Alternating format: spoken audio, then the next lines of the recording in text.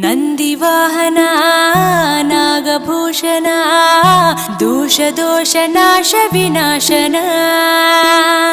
ಸೃಷ್ಟಿಕಾರಣ ನಷ್ಟಹಾರಣ తమోరజో సత్వగుణ విమోచన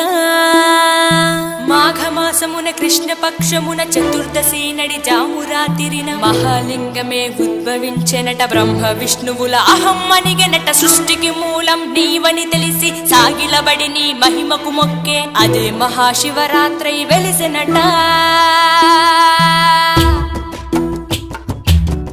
అరే ఓ జంగమా విభూది లింగమా పక్కన పార్వతమ్మ తలపై గంగ